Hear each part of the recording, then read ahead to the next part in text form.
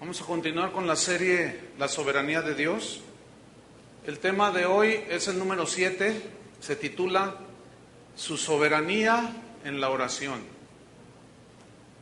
Su soberanía en la oración. Primera de Juan 5:14 dice: y esta es la confianza que tenemos en Él, que si pedimos alguna cosa conforme a su voluntad, Él nos oye. Si pedimos alguna cosa conforme a su voluntad, Él nos oye. Las circunstancias que rodean al cristiano, como escasez, por un lado, otro tiempo puede ser abundancia, un tiempo puede ser salud, a veces hay tiempo de enfermedad, a veces hay tiempos de bonanza, otros de tempestad, a veces hay hambre, hay estrechez, a veces no, a veces hay peligro, a veces hay seguridad, hay quebrantamiento, hay situaciones de dolor, hay tiempos felices, tiempos no tan felices, pero todo esto y mucho más está bajo la soberanía de Dios. Dios tiene planes soberanos para formarnos a la imagen de su Hijo. Él tiene propósitos bien definidos y Él usará cualquier circunstancia para cumplir sus propósitos que Él tiene para nosotros. El problema radica en que no conocemos, no entendemos la soberanía de Dios. O cuando escuchamos sobre la soberanía de Dios, no queremos aceptar que Dios es soberano. Entonces nos metemos en problemas. Hubo una mujer en el Antiguo Testamento que se llamó Ana. Esta mujer era estéril y ella anhelaba tener un bebé. Esto es un deseo normal. Y ella hizo una petición a Dios que le concediera un bebé. Pero antes de que ella hiciera esta petición, ella hizo una confesión de la soberanía de Dios. En 1 de Samuel, no necesita buscarlo, en el capítulo 2, versículos 6 y 7, Ana está orando y dice así: el Señor es el que da la vida y el Señor es el que toma la vida, el que quita la vida. El Señor es el que empobrece y el Señor es el que enriquece. El Señor es el que humilla y a otro lo levanta. Entonces, esta mujer tenía un conocimiento de la soberanía de Dios que usted y yo necesitamos tener. Pregunta: ¿podrá mi oración cambiar los propósitos de Dios para mi formación, madurez y crecimiento? Bueno, antes de responderle, déjeme decirle algo. Una cosa son los propósitos de Dios y otra cosa son las circunstancias que rodean nuestra vida. Los propósitos de Dios son lo que Dios ha establecido hacer con nosotros. Y Él ha establecido la manera de hacerlo. Él tiene metas para nosotros.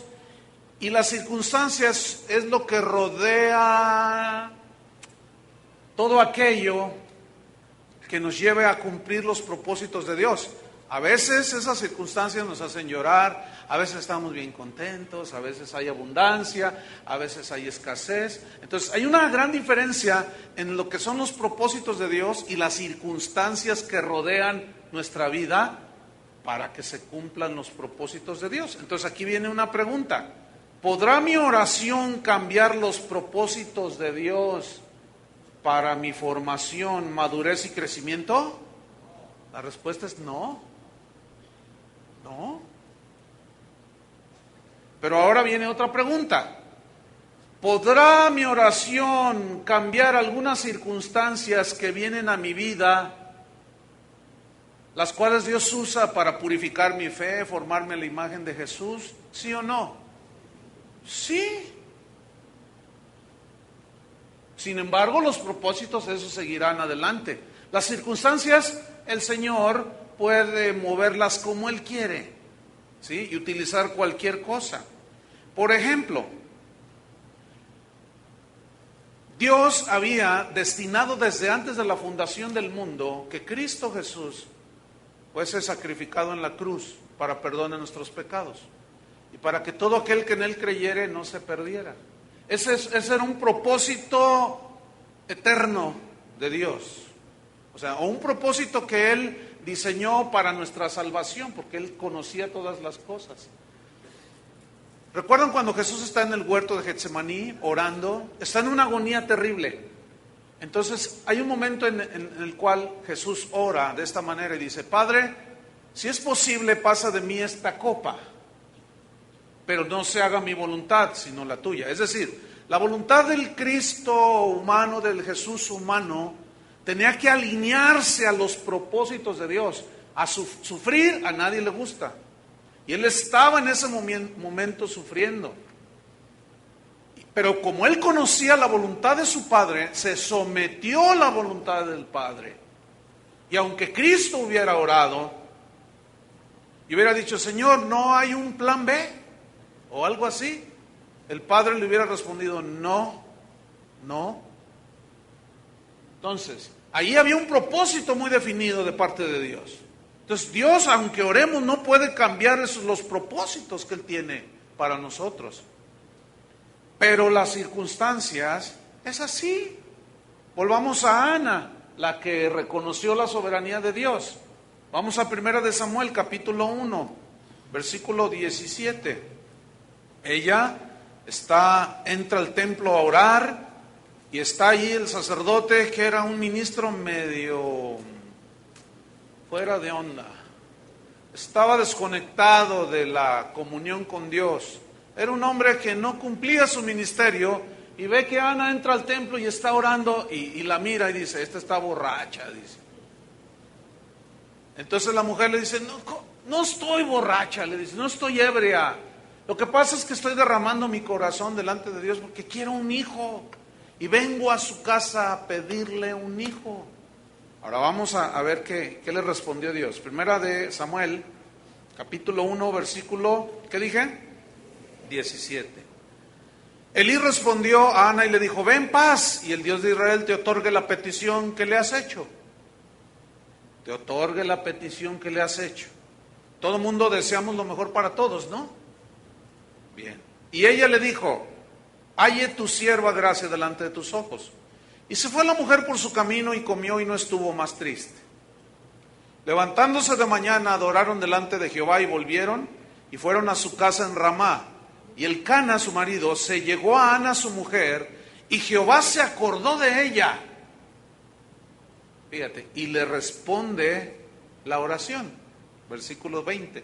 Aconteció que al cumplirse el tiempo, después de haber concebido Ana, Dios hizo el milagro, fíjese.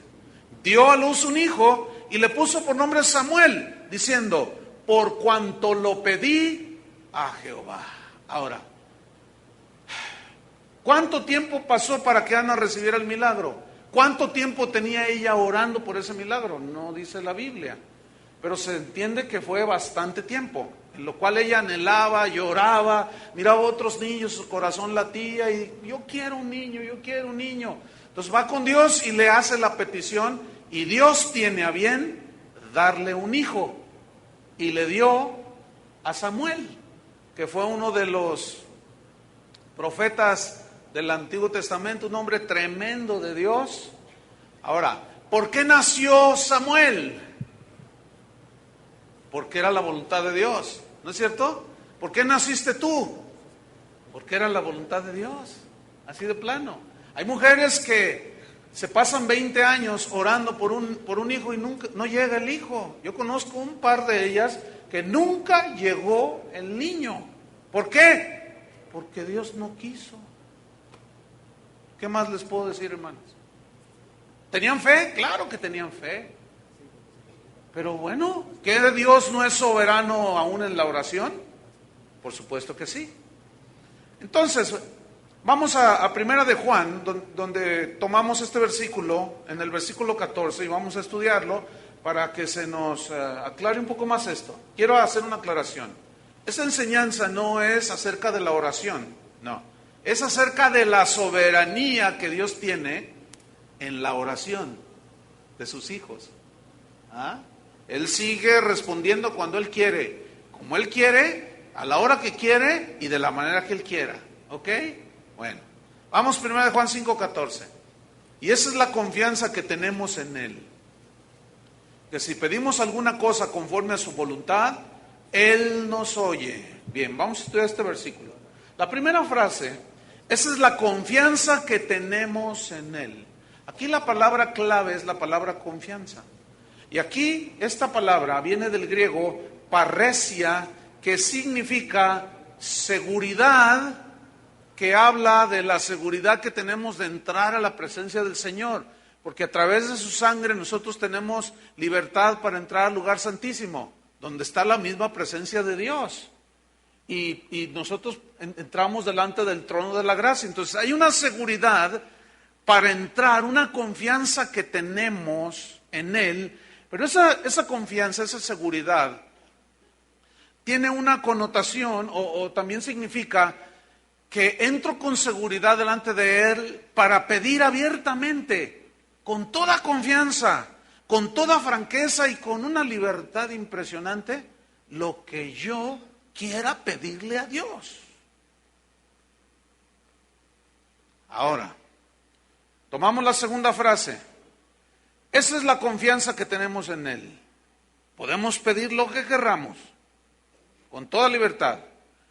Que si pedimos alguna cosa, aquí pedimos es, oramos, demandamos, rogamos a Dios alguna cosa. Esta frase alguna cosa incluye todo, incluye las cosas de la vida, incluye familiares, amigos, personas sobre las cuales nosotros deseamos algo para ellos. Entonces nosotros podemos tener libertad para pedir, Señor, que mi hijo sea artista de Hollywood. Bueno, esa es tu oración, ¿verdad? Otro puede orar, Señor, que mi hijo sea un tremendo misionero. Bueno, tienes libertad de pedir lo que tú quieras. Yo le he pedido que el Atlas sea campeón y no más nada. Bueno, ahora, cuando yo veo esto bajo la soberanía de Dios, pues me consuela, porque digo, bueno, Dios no quiere. ¿Qué le vamos a hacer? Ay, Dios. Entonces, fíjese, que si pedimos cualquier cosa, pero luego viene otra frase muy importante, que es clave en este versículo, que si pedimos, anhelamos, deseamos cualquier cosa, conforme a su voluntad. Aquí hay dos palabras muy importantes, que es conforme, que en el griego significa si pedimos según lo que va de acuerdo con su voluntad. Pero la segunda palabra importante es la palabra voluntad. Y voluntad significa, viene de la palabra griega selema, que significa determinación. Es decir, si nosotros pedimos cualquier cosa conforme a la determinación que Dios ya ha hecho respecto de nuestra vida, nuestro futuro, nuestra familia, lo que sea, cualquier cosa. Esta palabra voluntad, que se traduce por determinación, también se traduce como propósito. Entonces, si nosotros pedimos cualquier cosa según sus propósitos, Él nos oye. Nos oye. Pregunta, ¿cuántos son padres aquí? Otra pregunta. Cuando sus hijos le piden algo, ¿les da todo lo que le pide su hijo? Ay, usted es re buena gente, ¿verdad? Otra vez, porque no sé si me expliqué. Cuando usted se acercan sus hijos y le piden todo lo que sus hijos quieren, ¿usted se los da? No. No, por supuesto que no. Imagínense que llega su hijo, dice, papá, mamá, préstenme su carro nuevo que acaban de estrenar, ¿no? Entonces usted, papá, le dice, pero hijo, dice, sí, papá, es que mira, quiero darme una vuelta por todo el periférico aquí de la ciudad. Pero hijo, ay papá, tú eres mi padre y tú debes de... Hijo, bueno, sí soy tu padre, pero mira, hay un problema, hijo. ¿Cuál es el problema? Dice tu hijo. Es que tienes 5 años, hijo. Ahora, usted le da a sus hijos todo lo que todo lo que le piden a usted, ¿verdad que no? Ay, qué malo es usted, oiga. Usted no es amor, usted no ama a sus hijos. Ahora, los padres que le dan todo a sus hijos, los dañan, ¿sí o no? Entonces, esa analogía cabe perfectamente en lo que yo les estoy diciendo. Dios sabe mejor que nadie qué es lo que conviene que nos dé, ¿sí o no? Por eso es que no todas nuestras oraciones son respondidas, contestadas. Por eso, esa es la razón. Por eso dice, si pedimos alguna cosa conforme a sus propósitos, conforme a su voluntad, Él nos oye. Ahora, nos oye como usted oye a sus hijos. Pero el hecho de que Dios no responda en ocasiones no quiere decir que no nos oyó. ¿Verdad? Como usted cuando escucha a su hijo, pues ya nomás se le queda mirando, ¿verdad? Entonces, tomamos el versículo, esa es la confianza que tenemos en el que si pedimos alguna cosa conforme a su voluntad, Él nos oye. Versículo 15, dice, y si sabemos que Él nos oye, si sabemos, si conocemos que Él nos oye, ay Señor, tú no te vas a negar, Él nos está oyendo. Dice, en cualquier cosa que pidamos, en cualquiera cosa que pidamos, sabemos que tenemos las peticiones que le hayamos hecho. Ahora, este versículo 15 debe de interpretarse a la luz del versículo 14. Tenemos las peticiones que le hayamos hecho si éstas son y están en su voluntad, en sus propósitos. Ahí es donde muchos cristianos, al no conocer la soberanía de Dios, se frustran. Por ejemplo, una vez Pedro le dice a Jesús primeramente les dice, es necesario que el Hijo del Hombre padezca por todos vosotros, va a padecer, lo van a maltratar, lo van a crucificar. Entonces Pedro le dice, Señor, que esto no te acontezca, le dice.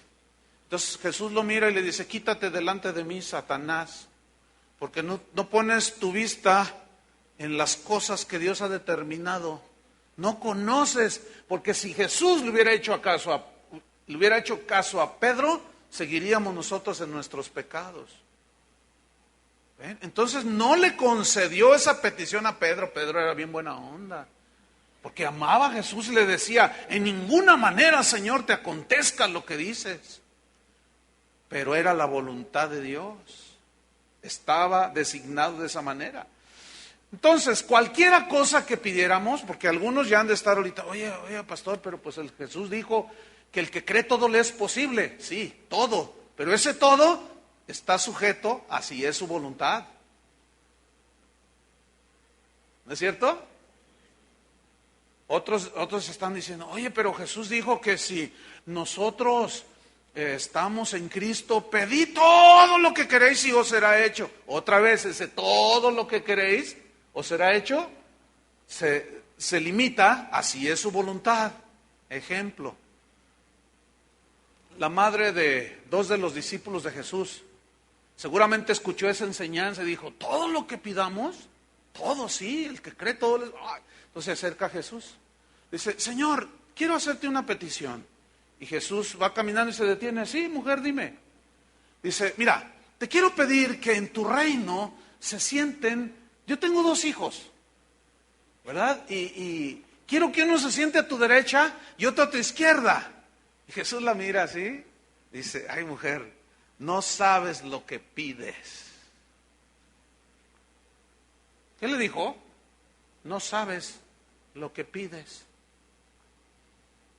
Y a veces esa es la respuesta del Señor, no sabes lo que pides.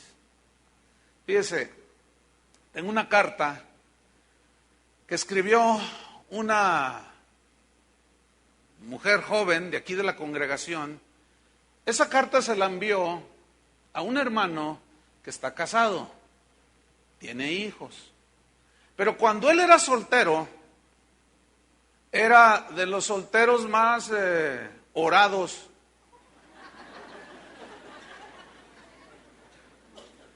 De casa de oración. Había como 300 hermanitas que decían que Dios les había dicho que ese iba a ser su marido. 299 cenaron muchos tacos. Solamente es para una. Se casó con una. Entonces una de esas 299 le mandó una carta que yo tengo allí. Y la carta decía así: hermano, yo sé y estoy confiando que Dios me habló claramente cuando me dijo que tú ibas a ser mi marido. Sé que ahora estás casado, dice, pero no me importa, yo seguiré orando. Porque Dios me dio la promesa que tú ibas a ser mi marido. Esa hermanita está...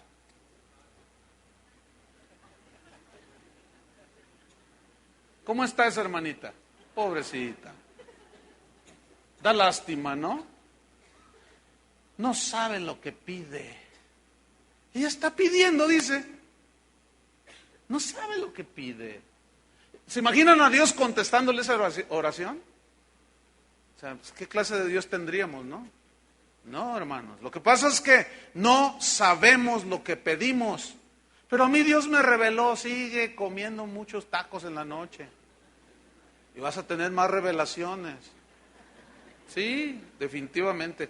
Hermanos, hay cosas en la Biblia que están implícitas en lo que es la voluntad de Dios. Por ejemplo, alguien está orando y dice: Padre, muéstrame si es tu voluntad que yo perdone al hermano que me ofendió. Y el Señor nomás está así. ¿Qué? Señor, muéstrame si es tu voluntad. ¿Será su voluntad? O sea, hay cosas que ya están, ya vienen en el paquete. Imagínate un marido orando: Señor, dime, muéstrame si es tu voluntad, pues que yo siga manteniendo a mi familia. Ah, no, Dios te va a decir: no, mira, pues no, vete a Disneylandia y gástate el dinero, ¿verdad? Y déjalos, además yo soy el todopoderoso y yo me encargo de ellos, tú ve y diviértete. O sea, hasta suena ridículo, ¿no? No, hermanos. Sin embargo, nosotros tenemos que aprender a que la soberanía de Dios está sobre lo que oramos y que Él no está forzado a responder nuestros deseos, nada más porque sí, ¿eh? Pero si estos van de acuerdo a su voluntad, bueno, Él responde. Martín Lutero dijo: la oración no es para cambiar los planes de Dios, sino para confiar y descansar en su soberana voluntad. Sabio el hermano Lutero. Pregunta: bueno, si Dios sabe todo lo que va a suceder, entonces ¿para qué orar? Está buena esa pregunta, ¿no? Pues, si Dios ya sabe, ya ¿para qué le pido? Se los voy a contestar con 2 ejemplos. ¿Cuántas mujeres casadas hay aquí? ¿Les gusta que sus esposos les digan que las aman? ¿Sí les gusta? Entonces ahora yo le pregunto al marido, les digo: oiga, ¿usted ama a su esposa? Y tu marido me va a decir: claro, pastor, yo la amo a mi esposa. Oye, ¿y cuándo fue la última vez que le dijiste que la amabas? No, pues hace 20 años. Oye, ¿y por qué no se lo dices? Entonces usted me responde: pues ella ya sabe, ¿para qué se lo digo? Bueno, ella ya sabe, pero a ella le gusta y quiere y necesita que usted le diga que la ama. ¿Entendió la analogía? Ahí va otro ejemplo. Usted se está preparando para su examen final en la universidad. Entonces le pasan un cuestionario de 150 preguntas. Entonces usted se pone a estudiar y se toma su vitamina E para la memoria, quién sabe cuánta cosa, y ora y se quema las pestañas y se aprende las 150 preguntas. Usted va con sus amigos: a ver, pregúntamelas así salteadas. Pues la número 15, esta, es esto. Y entonces tú dices: no, hombre, estoy bien filoso, ya estoy bien estudiado. Entonces, como usted ya sabe que va a pasar la prueba, pues ¿para qué va y presenta el examen? Si usted ya sabe. Bueno, entonces esa es la respuesta a la pregunta. Si Dios ya sabe, entonces ¿para qué quiere que oremos? Bueno, ya tiene la respuesta, pero yo se lo voy a abundar un poco más. Él quiere que nosotros vayamos en oración con Él para demostrar y reconocer nuestra dependencia de Dios. Por eso Él quiere. Él quiere que le digamos, Señor, no tengo a nadie más, porque eso es reconocer que Él es Dios. Señor, haz las cosas como tú quieras, eso es reconocer que Él es soberano. Y eso es adoración a Dios, fíjate. Entonces, ¿para qué orar? Pues para crecer en la gracia y en el conocimiento de su voluntad. ¿Cómo yo voy a conocer su voluntad si yo no hablo con Él y no me comunico también a través de su palabra? ¿Cómo voy a saber? En Romanos 12:1 dice que renovemos nuestro entendimiento para que comprobemos cuál es la buena voluntad de Dios, agradable y perfecta. ¿Cuál es la buena voluntad de Dios, agradable y perfecta? Pero ¿cómo vamos a alinearnos a la voluntad de Dios? ¿Cómo vamos a alinear nuestros pensamientos a los de Dios si creemos y pensamos que nuestros deseos, pensamientos y propósitos son mejores que los de Él? Jamás vamos a poder hacer una cosa así. Pedro dijo, ¿a quién iremos, Jesús? Cuando le preguntó, ¿ustedes también se van? Pedro le dice, ¿a quién iremos? ¿A quién más vamos a ir? ¿De dónde vendrá nuestro socorro, hermanos? El socorro viene del Señor. Como Josafat, que está enfrente del enemigo allí, y dice, Señor, venimos a ti porque no sabemos qué hacer. Y Dios le dio una estrategia y ellos vencieron. También Dios quiere que oremos para ejercitar nuestra fe, nuestra confianza y nuestra obediencia. Por eso Él quiere que oremos también. Pablo le dijo a los tesalonicenses, orad sin cesar. Esto más que un acto de 24 horas, imagínate, pues no se refiere a un acto de 24 horas orar sin cesar. Más bien es una actitud del corazón. Es decir, es un caminar humilde delante de Dios, dócil a su voz. Cuando Él te dice cállate, tú te callas. Cuando te dice habla, tú hablas. Cuando te dice ve, vas. Eso es una actitud de oración sin cesar, hermanos. Entonces, va mucho más allá. Entonces, fíjense, nosotros oramos no para torcerle el brazo a Dios. Porque ahí está el cristiano, no. Quiere algo, ¿verdad? Lo que sea. Dice, Señor, voy a ayunar. Y el Señor empieza a temblar. Voy a ayunar y no voy a comer nada hasta que me concedas lo que quiero. Ten cuidado, porque te puedes morir de anoréxico. Ten mucho cuidado. ¿Tú crees que vas a chantajear a Dios o lo vas a manipular? Que no voy a comer, no voy a comer. Y algunos van a decir, ya te hace falta, mijo. Órale, éntrale al ayuno, y yo sabré cuándo te responde. No, hermanos, la oración no es para torcerle el brazo a Dios, ¿verdad? No. La oración es para alinearnos nosotros a la voluntad de Él. Una vez llega un profeta llamado Agabo se llamaba. Y estaba Pablo allí, había una reunión. Entonces llega y toma el cinto de Pablo y dice, el dueño de este cinto, y empieza a profetizar. Lo van a perseguir, lo van a poner una corretiza, lo van a apedrear, le van a dar todo. Y era de Pablo y todos sabían que el cinto era de Pablo. Entonces Pablo está viendo ahí y todos los demás discípulos y dice, así dice el Señor. Y cuando termina de profetizar, Pablo se levanta y dice, cancelo tus palabras, Agabo. Así dice en el libro de los Hechos. Te reprendo, profeta de maldición. No dijo eso.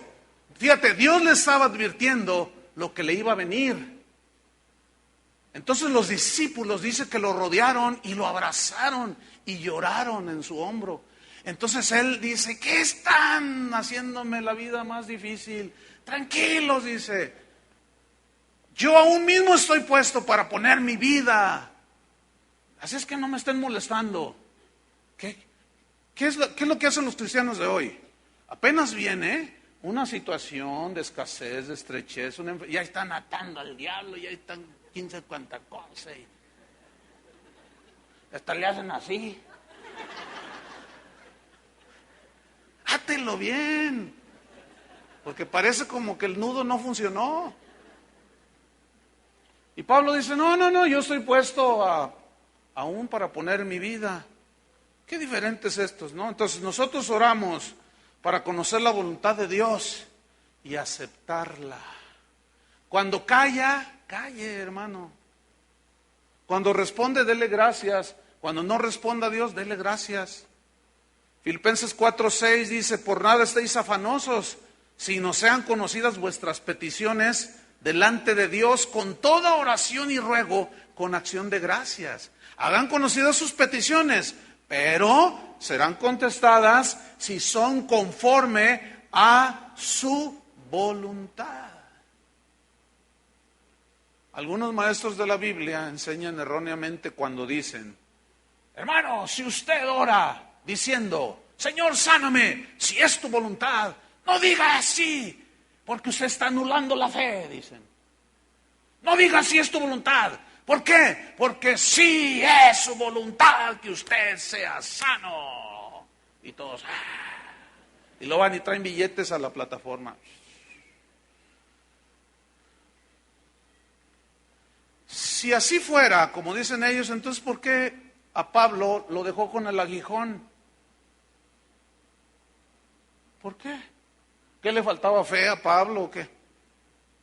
Ya sé, no le dio una ofrenda al apóstol que estaba ahí enfrente. Entonces no le funcionó. No, hermano. Lo que pasa es que no nos enseñaron bien. No nos enseñaron que Dios está aún sobre lo que nosotros querramos y anhelemos y pidamos. Y como Él es un buen padre, Él sabrá si nos contesta o no. Él sabrá cómo nos contesta. Él tiene sus maneras de contestar. Hay una historia que sucedió en la Segunda Guerra Mundial, muy interesante. Yo cuando la leí hace muchos años y se me quedó grabada. Sucedió durante la Segunda Guerra Mundial en Europa, cuando los norteamericanos fueron a defender a Europa de la invasión nazi. Entonces había unos cristianos franceses, pues civiles, ellos se escondían cuando venían los bombarderos y ellos pues tenían como un búnker bajo tierra y allí se protegían. O escuchaban la sirena y corrían y se metían. Pero comenzó a escasear el agua y los alimentos y ellos estaban muriendo de sed. Entonces dijeron, vamos a orar, que Dios haga un milagro. Entonces comenzaron a orar, Señor, necesitamos agua, haz un milagro. Tú mandaste los cuervos y alimentaron a Elías. Tú hiciste brotar agua de la peña, Señor. Queremos agua, si no vamos a morir, Señor, haz un milagro. Y en eso suena la sirena, que venían los bombarderos nazis. Y a correr se ha dicho, ¿no? Fueron como 2 horas de bombardeos. Y ellos nomás se cimbraban ahí en el agujero ese que estaban. Cuando pasa todo ese tiempo dijeron, no, pues ya quién sabe cómo esté todo allá afuera. Fueron saliendo estos hermanos de donde estaban escondidos y uno se avecina, se aventura un poco más hacia afuera y empieza a gritar, milagro, milagro, hermanos, Dios contestó la oración. Y todos salieron, ¿qué? Había un borbotón que levantaba como 5 metros de la tierra, que una bomba de más de 100 kilos había hecho un hoyo allí. Dios les contestó la oración. Un poco violento, pero les contestó la oración como Él quiso. Usó la circunstancia que Él quiso. Entonces nosotros oramos para conocer la voluntad de Dios y la aceptamos como Él quiera responder o se abstenga de hacerlo. Entonces nuestra creencia en cuanto a la oración, fíjese, tiene que estar expuesta a la luz de las Escrituras. Pero tiene que tener, para verla así muy clara, lo más claro posible, tiene que estar bajo la lupa de la soberanía de Dios. ¿Sí sabe para qué es una lupa? No es un vidrio de aumento. Hace unas semanas, andando en una tienda allá en los Estados Unidos, comprando cables para la computadora, de pronto vi en una parte que estaban unos binoculares allí en exhibición. Entonces yo los miré, pues por curiosidad, los tomo y el almacén era enorme, era grandísimo. Entonces yo tomo los binoculares y los enfoco y miro lo que está hasta el fondo y estaban unas cajas apiladas. Pues comienzo a leer las letritas que tenían las cajas. Yo dije, ay, esto está poderoso, esto está tremendo, no hombre, con esto hasta el corazón les voy a ver a los hermanos. Entonces veo el precio, $30, dije, no, le voy a llevar uno a cada uno. No, compré los binoculares y me los traje. Entonces el otro día estaba ahí en mi casa. ¿Se acuerdan ahora el mes pasado, en octubre, que había una luna así impresionante? ¿Cuántos la vieron? Se veía hermosísima. Entonces, cuando voy, porque yo vivo así en una parte alta, cuando vamos subiendo, les digo a mis hijos, miren la luna, qué tremenda, ahorita vamos a verla con los binoculares. Entonces, salimos a la ventana y está ahí la luna. Entonces la agarro y la enfoco. ¡Wow! La veía aquí, mire. Escúcheme bien, están tan potentes que se veían los cráteres de la luna. Pues la veíamos aquí a la luna, una lunota así impresionante. Escúcheme bien, aquí hay una enseñanza. Cuando nosotros vemos a través de la palabra de Dios y luego todavía vemos la palabra de Dios, todavía le ponemos los binoculares de la soberanía de Dios, vemos todo bien claro. No sé si me expliqué. Usted ve todo aquí. Entonces dice, entonces por eso no me contestó Dios. No. ¿Por qué se está tardando? Porque está tratando conmigo. Ay, mira, me contestó, gloria a Dios. Tú habías de creer como yo. Y el otro está, es que yo sí creo. Dice, entonces ¿por qué no te contestas? Has de estar en pecado. Y comienzas a decir un montón de cosas. Ignoras que en la soberanía Dios está tratando muy diferente con tu hermano que contigo. Entonces no metas a todos en tu cajita, por favor. ¿De acuerdo? Entonces si tú un día oraste y creíste y Dios te bendijo, pues dale gracias a Dios. Deja que Dios trabaje con otros. Entonces, nuestra creencia a este respecto tiene que estar expuesta a la luz de la palabra y todavía agarre unos binoculares. ¿Cuántos se ponen lentes para leer? Yo, para ver más claro. Es más, hasta tengo una lupa allí. La lupa significa que ya me estoy haciendo viejito, pero veo más claro. Fíjate, en la historia de Israel hubo un tiempo bien terrible. Decían ellos, vamos a la casa del Señor, porque allí Dios le vamos a pedir y Él nos va a dar lo que querramos. Y nosotros vamos a orar. Y porque este es templo de Jehová, esta es casa de Dios, este es templo de Dios. Entonces Dios le dice a Jeremías, mira, ve y dile a todos esos, párate en la puerta del templo y diles, ustedes que dicen que esta es la casa de Dios, ustedes que roban, matan, adulteran, mienten, ustedes creen que no les va a pasar nada, pues diles que no, diles que me los voy a surtir. Diles que les voy a mandar el juicio y los voy a tratar con ellos duramente. Entonces va Jeremías y se para a la puerta del templo y les dice, ¿tú qué crees que no sé qué? Y les empieza a decir. Entonces pues lo miraban feo al pobre Jeremías. Él simplemente obedecía a Dios. Entonces él, como era un hombre de Dios, pues amaba al pueblo de Dios. Entonces Dios le dice, está Jeremías ahí dando la advertencia y regresa con el Señor y le dice, ahora ve y diles esto. Y va y les dice otra vez sus verdades a esos hermanitos de casa de oración. Entonces, como que Jeremías quiere interceder a favor de ellos, y en el capítulo 7 de Jeremías, en el versículo 16, les dice, tú pues no ores por este pueblo, porque no escucharé tu clamor, ni tu oración, no ores por ellos. No sé cuántos les ha pasado eso, pero a mí me pasó un par de ocasiones. Y ahorita recuerdo un caso de un compañero del ministerio, el cual se había desviado de los caminos de Dios.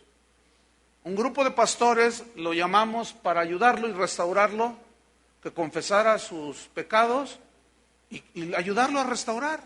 Y lo llamamos, y confesó sus pecados, dijo que se iba a someter a la disciplina, y cuando salimos de la reunión se salió y se empezó a burlar de todos nosotros, pero no solo de nosotros, de Dios, porque siguió con su doble vida y siguió predicando, siguió ministrando y se burló de Dios.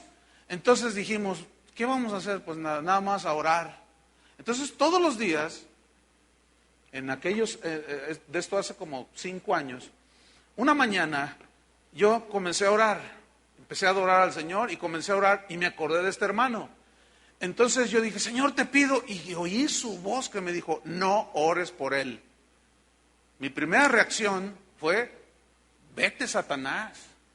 Lo que más necesita este hermano es la oración a su favor, que Dios lo ayude. Es el diablo, vete, diablo. Cancelo tus palabras, te ato.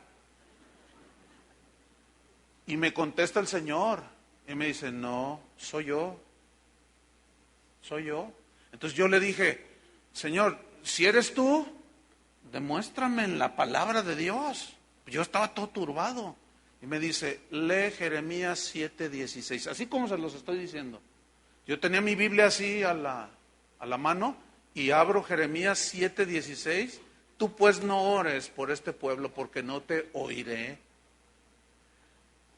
¿Por qué Dios le dijo a Jeremías, no ores porque no te oiré? Porque les he amonestado una vez, otra vez, 3 veces, 4, y no me han hecho caso. Se han rebelado y se han burlado. No oren más por él. Dejé de orar por él. Después, estando en ese mismo momento, el Señor me lleva a otra escritura. Cuando Jesús les dice a sus discípulos, no le echéis las perlas a los cerdos.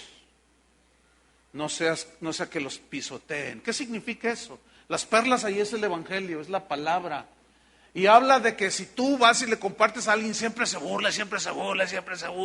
Y tú estás ahí, no, que mira, que tu cristianito, tu pastor, le va al Atlas, que quién sabe qué, no, y empiezan a burlarse, no, y ese que está ahí en la alabanza, y que, no, y se burlan, ay, sí, levantan las manitas, y tú no te burles, y no le eches las perlas a los puercos,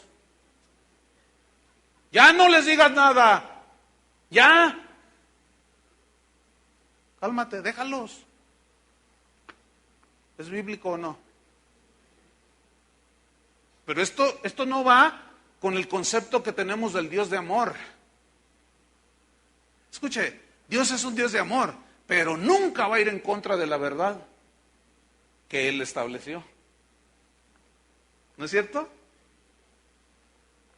Hay una historia en Hechos 12, vaya conmigo. Tiene de todo esta historia. Te ríes, lloras, te consuelas. Van a ver, Hechos 12, versículo 5. Resulta que a Pedro lo meten a la cárcel. ¿Por qué crees? Porque hizo un concierto y no cobró. No se crean. No. Fue por andar predicando la palabra de Dios y lo metieron a la cárcel. Entonces fíjate ahí en Hechos 12, versículo 5. Así que Pedro estaba custodiado en la cárcel. Lo metieron a la cárcel, estaba custodiado.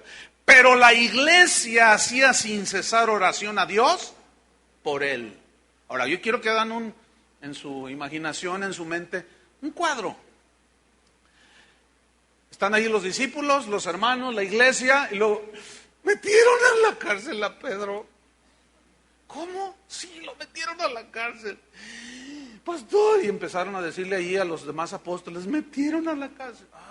Pues vamos a orar por él. Y empezaron a orar por él. Señor, fortalécelo. Señor, es un milagro. No permitas que esos tremendos de Herodes se burlen de tu palabra y que no escarnezcan a Pablo, Señor. Señor, necesitamos a Pedro todavía aquí entre nosotros.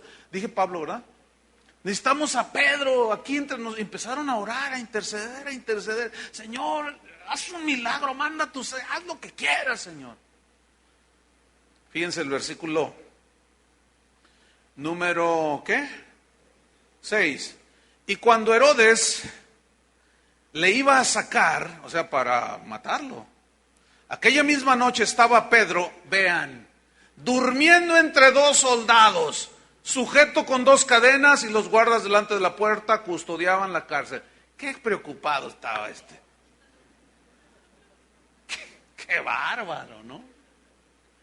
Sabía que lo iban a matar a la mañana, al amanecer. Sabía que le iban a cortar la cabeza. Aquí estoy, bueno, Señor. Que me hago la vida pesada. A ver, estaba encadenado. Estaban los soldados, tenían cadenas.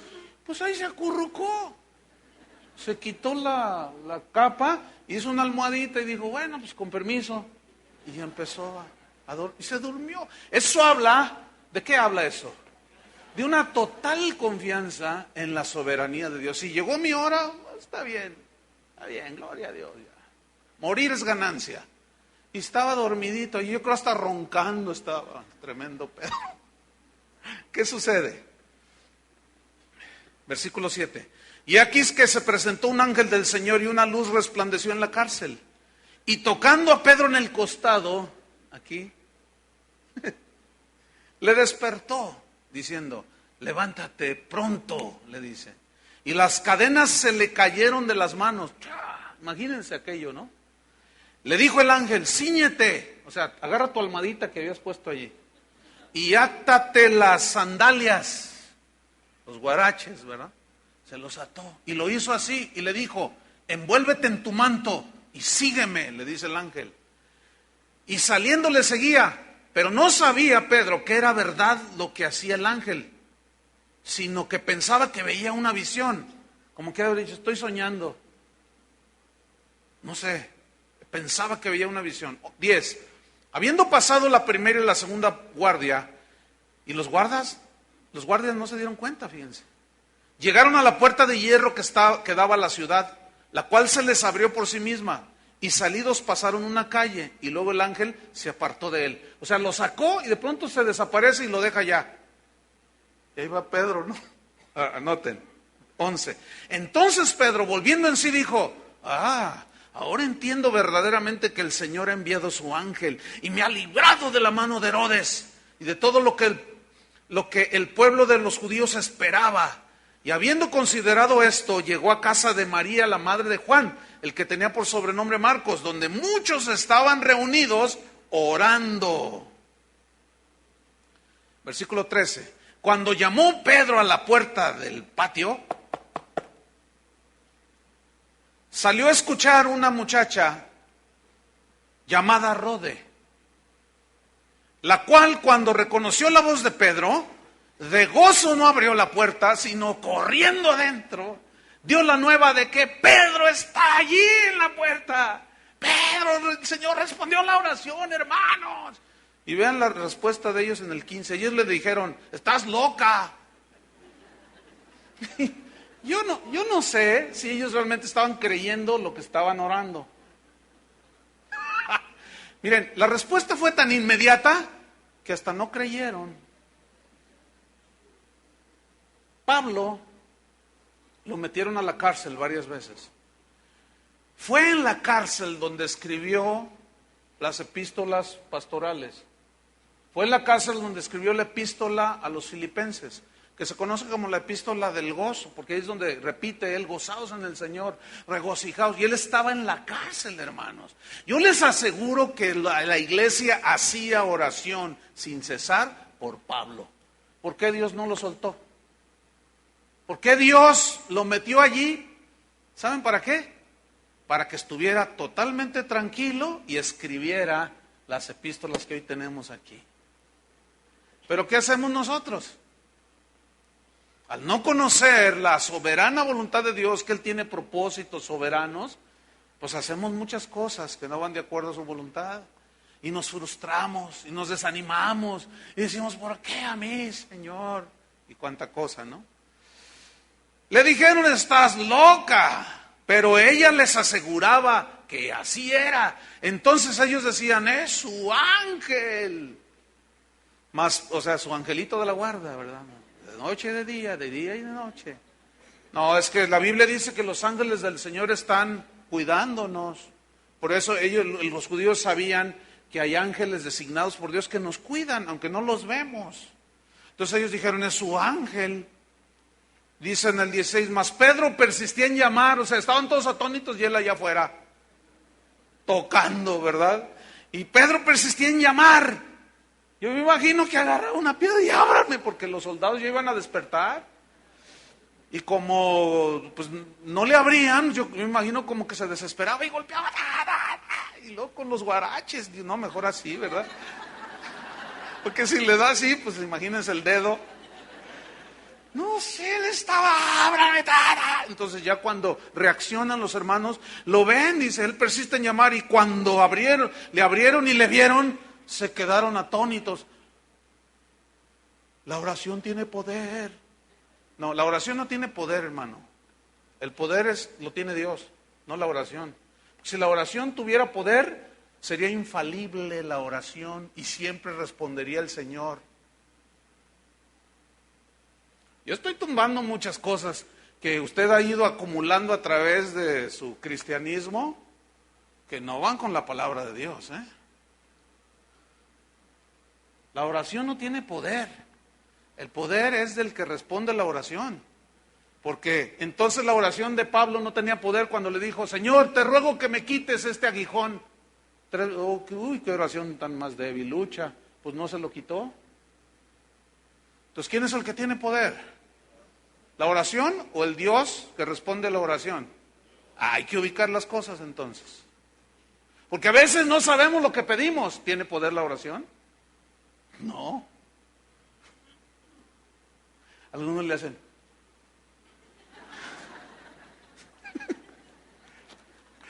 Entonces, mire, muchos cristianos creen que las promesas de Dios son como un cheque en blanco que usted lo llena con lo que usted quiere. Falso. Las promesas de Dios no son un cheque en blanco como algunos enseñan por allí, hermano. No son un cheque en blanco donde usted le pone la cantidad que quiere y usted va al banco y usted lo cambia. No, así no son las promesas de Dios. Escuche bien, todas las promesas de Dios son condicionadas, todas. Si oyereis atentamente la voz de Jehová tu Dios, entonces, si permanecéis en mí, mis palabras permanecen en vosotros. Todas las promesas de Dios están condicionadas. Entonces, esos maestros mentirosos que enseñan que las promesas de Dios son como un cheque en blanco, los han engañado, hermanos. No son cheque en blanco. Ayer un hermano, pues impactado por la enseñanza, me dijo, hermano, es que Dios me aclaró muchas cosas. Y te voy a contar algo, mira, mi negocio se trata de esto y esto. Entonces recibí una llamada y contestamos y nos contrataron para ir a hacer un trabajo en una nueva empresa que se iba a inaugurar. Entonces cuando estábamos ahí y hablando yo con el dueño, resultó que el dueño es cristiano. Y ya nos identificamos, pues ¿qué es que hermano, gloria a Dios y a su nombre, gloria a su gloria? Y empezaron ahí. Hicieron su servicio de alabanza. Entonces le dice, mira, necesito que hagas esto, pongas esto aquí y esto, mira, esto me lo vas a poner aquí, me lo vas a resaltar color oro. Dice, no, mira, te voy a poner este dorado. No. Quiero el mejor material que se vea como si fuera oro. Dice, pero eso es mucho más caro, hermano. Dice, no importa, dice, tú ponlo. Ah, bueno, dice. Entonces ya lo pusimos y parecía oro. Parecía que lo que hice, los retoques que hicimos, parecía que estaban forrados de oro. Dice, es que mi pastor, le dijo el otro hermano, es que mi pastor nos ha enseñado que el oro atrae al oro. Miren, en primer lugar, eso no era oro. Bueno, ya con eso. En segundo lugar, dice, cuando yo ando acomodando las cosas y todo, había un cuartito por ahí. Y dice, mira, mañana tienes que terminar esto hoy aunque te desveles, porque mañana es la inauguración y va a venir el pastor y va a venir a ungir con aceite y va a venir a hacer sus brujerías, sus prácticas así. Entonces, pues quiero que esté todo bien terminado, dice. No, sí, cómo no, hermano, claro que sí. Entonces dice, yo tengo un ayudante que resultó que va a la misma iglesia de este hermano. Y cuando se vieron allí, ay, hermano, no sé qué, bueno. Entonces dice, ahí estamos trabajando y hay un cuartito allá atrás. Y yo voy y empiezo a comer unas cosas y de pronto veo un montón de botellas de vino. Y digo, caray, ¿qué será esto? A su nombre, gloria. Aquí la cosa se va a poner, ay Dios, dice.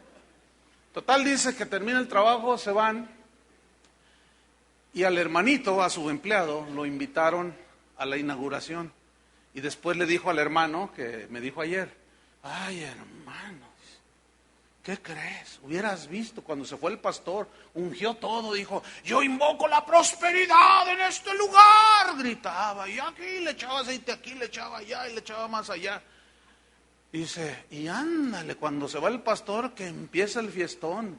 No hombre, hubieras visto al hermano cómo terminó. Mira, tan borracho terminó que no se podía ni levantar, no se podía ni mover, así estaba totalmente perdido de borracho. Ah, gloria a Dios, ¿verdad, hermanos? A su nombre, gloria. ¿Ustedes creen saben qué es eso? Pura brujería, hermanos. ¿Piensan que porque hacen unos conjuros, sí, que porque dicen ciertas cosas bonitas y declaran y decretan y dicen y confiesan y que quién sabe cuánto, pero su vida es un desastre? ¿Ustedes creen que Dios va a obrar ahí? Entonces, muchos creen que las promesas de Dios son como cheque en blanco. Otros creen que Dios está obligado a responder lo que ellos confiesan, lo que ellos han visualizado, lo que ellos han decretado, y esto automáticamente viene. Eso es falso, hermanos. Otros creen que Dios está obligado a responder sus oraciones y que Dios les debe dar lo que ellos desean. Eso es falso, hermanos. Si usted cree así, que Dios está obligado a darle lo que usted quiere, por eso vino a morir en la cruz. Si usted cree así, usted es el soberano y no Dios. Porque aquí se van a hacer las cosas como yo quiero que se hagan, no como Dios quiere que se hagan, como yo le digo que Él lo haga. Eso es ponerse en el lugar de Dios y es un lugar muy peligroso, hermano. Fíjese, viene a mi mente un episodio que sucedió hace como 20 años aquí en Casa de Oración. Estábamos allá en el, poquito menos de 20 años, en el edificio que está enfrente, donde estuvimos antes. Llega una señora como de unos 50 años, 55, no sé, con una hija. Dice, pastor, mire, nosotros tenemos poquito en la congregación, somos hijas de Dios, pero tenemos que confesarle algo, tenemos que decirle algo. Estamos en un gravísimo situación. ¿Qué pasó? Es que estamos contagiadas de SIDA. Ay, cuando me dijo eso, inmediatamente oyes tú, SIDA, dices, no, muerte segura, ¿no? Porque es una enfermedad incurable. Entonces, me dice ella, mire, fíjese que fuimos a donar sangre al hospital civil y a la hora de la transfusión nos contagiaron y tenemos SIDA. Dice la señora, dice, pero todavía por si fuera poco, dice, yo tengo diabetes y tengo cáncer, tengo invadido todo el estómago de cáncer. Entonces yo estoy escuchándolas ahí a las dos. Entonces dice la señora, y queremos, pastor, pues que ore por nosotros.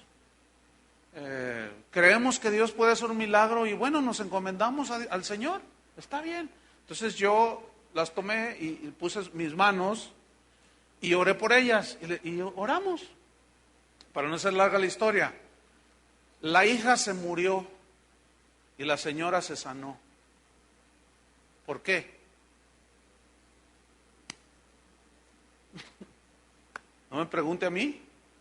¿Por qué cree? Porque Dios quiso así. La señora todavía vive. Ella vive en Atlanta, en los Estados Unidos. No hace mucho se comunicó conmigo. Dice, uy hermano, si viera cómo Dios me ha bendecido. Totalmente sanada la señora. Pero su hija se murió. Asistí yo a su funeral y ahí estaba la mamá sanada, sin nada, y la hija se murió de SIDA. Yo no le discuto a Dios. Bueno, de algo nos tenemos que morir, ¿no? Él es el que da la vida y el que la quita. El que la pone, ¿verdad? El que humilla y a uno humilla, a otro enaltece. Bueno, es que Él es el Dios soberano, hermanos. Entonces, si nosotros creemos que Dios debe de hacer todo aquello que nosotros le decimos que haga, y algunos osados hasta le cuentan a Dios a las 3, ahora, todavía diría, ahora, y más. Y ahí está el Señor, ahí está el Espíritu Santo, ahí todo. Sí, ¿qué más, hijo? ¿Qué más? Puras aberraciones que se están dando dentro del cristianismo, hermanos. Porque ignoramos la soberanía de Dios. Él sigue dictando las reglas, hermanos. Nada más les quiero recordar eso, ¿eh? Y Él sabrá si les responde o no la oración. ¿Amén? ¿Amén sí o amén no? Alguno dirá, ay hermano, ¿pero qué no ha leído el Salmo 37, versículo 4? ¿Qué dice el Salmo 37, versículo 4? Deleítate a sí mismo en el Señor y Él concederá las peticiones de tu corazón. ¿Así dice? Sí, así dice. ¿Lo han leído ese versículo? Deleite. Ahora, ¿qué es deleitarse? Bueno, les aseguro que la mayoría asumen que deleitarse es esto. Mira, tú puedes andar con doble vida, puedes hacer tranzas, lo que sea, pero, ay, mañana es domingo, y entonces yo quiero que mi negocio prospere, yo quiero que Dios me... Entonces yo voy a ir a la casa del Señor y me voy a deleitar. Entonces llegas aquí y empiezas a deleitarte. Levantas tus manitas y te empiezas a deleitar. Entonces tú dices, no, yo me deleito en el Señor y Él concede las peticiones de mi corazón. ¿Verdad que la mayoría piensa que deleitarse es eso? Venir y deleitarse, así, ¡ay, qué lindo, qué bonito! Siento, ¡ay, casi me levanto del piso! ¡Cuántas sensaciones hermosas tengo! ¡Oh, me deleité en el Señor! Entonces Él conoce la petición de mi corazón y yo me estoy deleitando. ¿Será eso? Los voy a desengañar que no. La palabra deleitarse ahí es una palabra griega, hebrea, A-N-A-G, anag, que significa ser maleable. ¿Qué es ser maleable? ¿Qué es la maleabilidad? La maleabilidad es una cualidad que tiene el metal como el oro, es la docilidad para ser manejado, es la facilidad que tiene el joyero para trabajar el oro y hacer lo que quiera con el oro. La estatua del Ángel de la Independencia en la Ciudad de México no es de oro macizo, tiene una cubierta nada más de oro, porque el oro es maleable. Y la Biblia habla del oro comparándola con nuestra fe, purificándola mucho más preciosa que el oro. Entonces, ¿qué se entiende por deleitarse? Deleitarse aquí es alguien que es fácil, moldeable. Es alguien que es fácil de convencer cuál es la voluntad de Dios. Alguien que es fácil persuadirlo por Dios cuál es la voluntad de Dios. Eso es deleitarse en el Señor. Fíjense nada más. Porque usted está ahí en la presencia de Dios y el Señor te dice, mira, vas a hacer esto. Y usted le dice, sí, Señor, sí, lo voy a hacer. Entonces usted se está deleitando. Entonces no es eso, quítese de su cabecita eso de, vamos a deleitarnos en el Señor. Y a mover sus manitas y echar uno que otro brinquito. El brinquito pentecostés, ¿verdad? Que nomás le hacemos así. Pero por allá afuera como diablos, ¿verdad? No, hermano, no. Si usted quiere que las peticiones de su corazón sean escuchadas, ¿por qué las peticiones de alguien que se deleita, que es maleable y formable en las manos de Dios, por qué sus peticiones son concedidas? ¿Saben por qué? Porque está en la presencia de Dios y conoce los designios de su voluntad. Y conoce y sabe cómo Dios trabaja y conoce la soberanía de Dios y sabe que cuando Dios le responde, pues se le da gracias. Y si no le responde, pues él puede esperar. Y si pasan tiempo y no le responde, dice, bueno, está bien, Señor. No voy a, hágase tu voluntad y no la mía, Señor. Amén. Eso es bien diferente. Vamos rápidamente a Santiago capítulo 5. Santiago capítulo 5.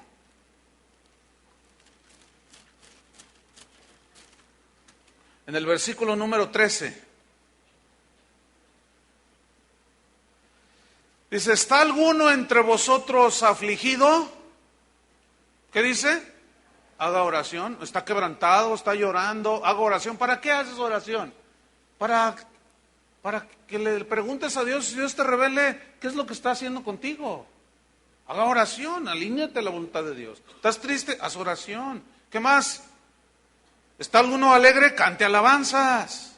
¿Está alguno enfermo entre vosotros? Oiga, pues no, que los cristianos no se enferman. ¿Está alguno enfermo entre vosotros? Llame a los ancianos de la iglesia y oren por él, ungiéndole con aceite en el nombre del Señor. Y la oración de fe, de confianza en Dios, salvará, o sea, sanará al enfermo. Sanará al enfermo. La oración de fe. Ahora, escuchen bien, sigo leyendo. Y el Señor lo levantará, o sea, lo sanará. Y si hubiere cometido pecados, le serán perdonados. Es decir, los ancianos ahí, los pastores, pueden, al estar orando por la persona, pueden discernir la razón por la cual está enfermo. Puede ser por prueba de fe, puede ser por desobediencia, puede ser a causa de pecado, puede ser por diferentes razones. Y si es por pecado, dice aquí que si hubiere cometido pecados, ¿qué? Le serán perdonados. Versículo 16. Confesad vuestras ofensas unos a otros, llorad unos por otros, para que seáis sanados. Escuchen, la oración eficaz del justo puede mucho. ¿Cuál es la oración eficaz? ¿Saben cuál es? La que está de acuerdo a su voluntad. Esa es la oración eficaz. Pero luego enseguida habla de Elías. Dice, Elías era un hombre sujeto a las pasiones como nosotros, y él oró.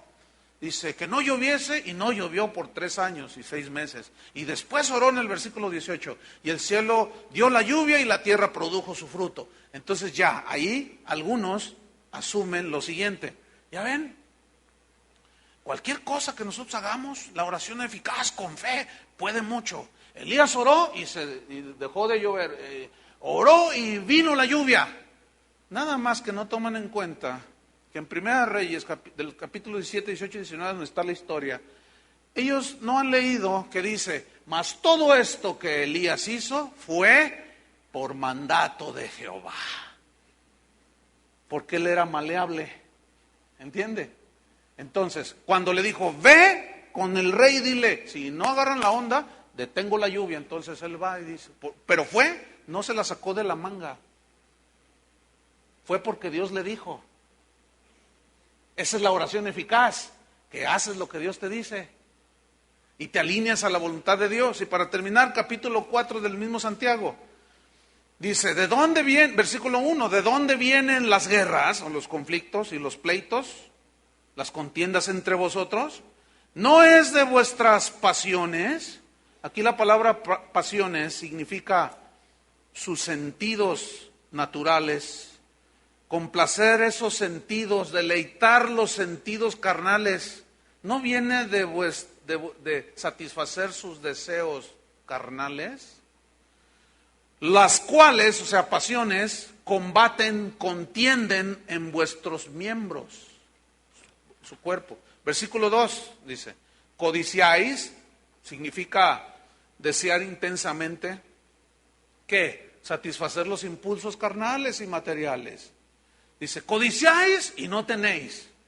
Matáis, fíjense hasta dónde llegaban. Matáis y ardéis de envidia.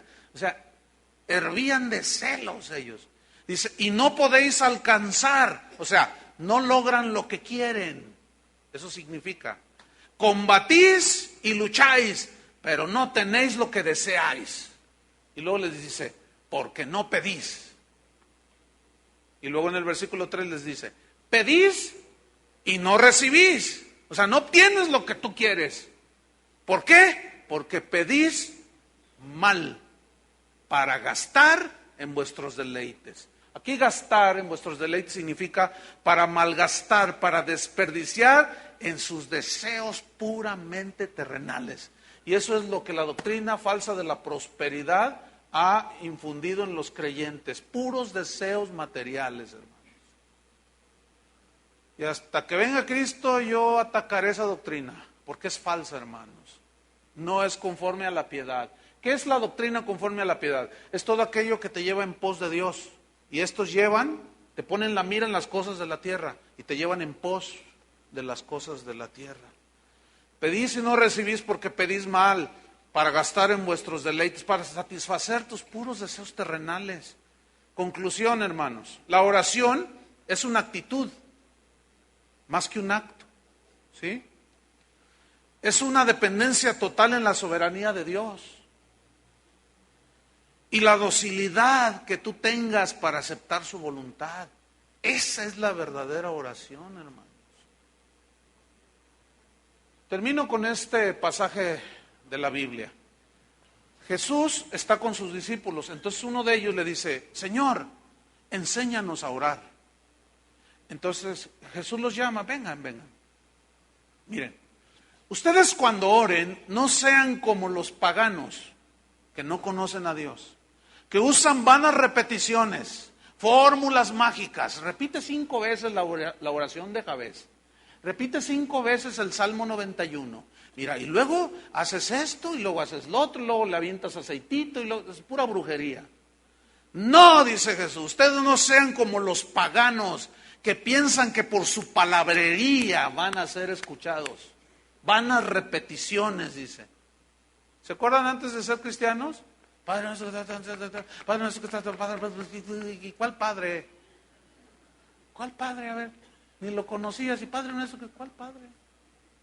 Pero luego, ni siquiera se fijaban, y justamente eso es ni siquiera se fijaban lo que decía el Padre nuestro, y justamente eso es lo que Jesús les dice. Mas ustedes cuando oren, digan así: Padre nuestro, que estás en los cielos. No es terrenal, está en los cielos. Santificado sea tu nombre, eres sobre todo, Señor. Venga a nosotros tu reino, que tus leyes gobiernen nuestro corazón. Danos hoy nuestro pan de cada día. Dice, hágase tu voluntad como se hace en el cielo, también en la tierra. Qué pasaje de la Escritura. Ustedes oren así. Hágase tu voluntad como se hace en el cielo, también aquí en la tierra. ¿Y quién va a hacer su voluntad? Nosotros. Pero si nos creemos diositos decretando y confesando, hermanos, no. Él sigue siendo soberano aún sobre lo que nosotros oramos. Él puede responder nuestra oración, sí, pero cuando Él quiera. Puede no responder porque no quiere. La manera como Él quiera. Nosotros vamos a hacer su voluntad. Amén. Porque conocemos un poco más sobre la soberanía de Dios en la oración. Pónganse de pie.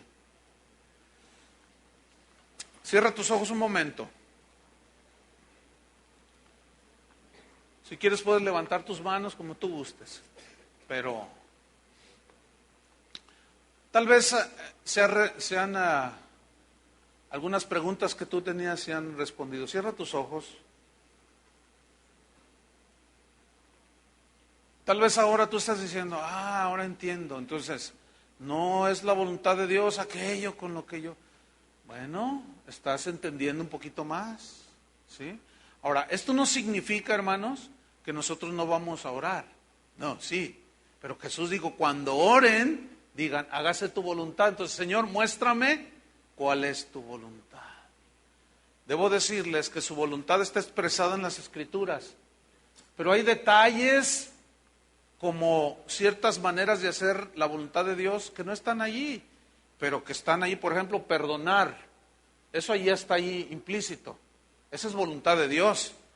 Pero ¿cómo quiere que tú lo hagas? A lo mejor quiere que vayas ahorita con tu papá, con tu mamá, con el que tienes el conflicto que por tantos años no te has hablado con tu familiar.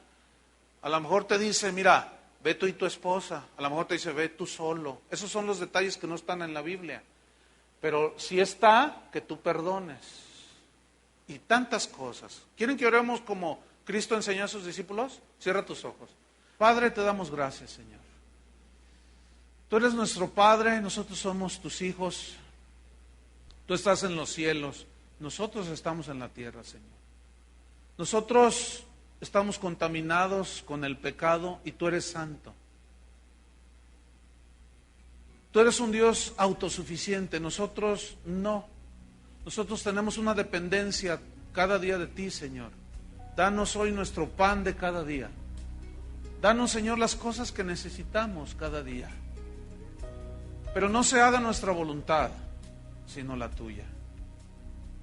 Que aquí en la tierra, Señor, así como en el cielo, que los ángeles acatan tus órdenes, aquí en la tierra nosotros hagamos tu voluntad, Señor. Y es a través de orar y de tener comunión contigo que tú nos puedes decir, Señor, Ve y vamos. No vayas, no vamos. Habla, hablamos. Calla, callamos. Es así como nosotros nos alineamos, Señor. Entonces ahora podemos entender con mayor amplitud que si pedimos alguna cosa conforme a su voluntad, Él nos oye.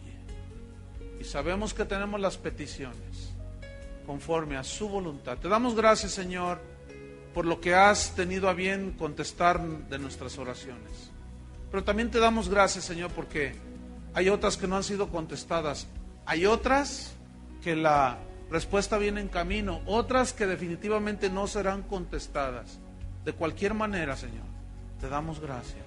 Gracias porque estamos conociendo al Dios soberano, que gobierna, que pone, quita reyes, que enaltece, que empobrece, que humilla, que levanta, que da la vida y toma la vida. Señor, revélate cada día más en nuestras vidas. En el nombre de Jesús te damos toda la gloria y la honra, Padre. Amén. Que Dios los bendiga, hermanos.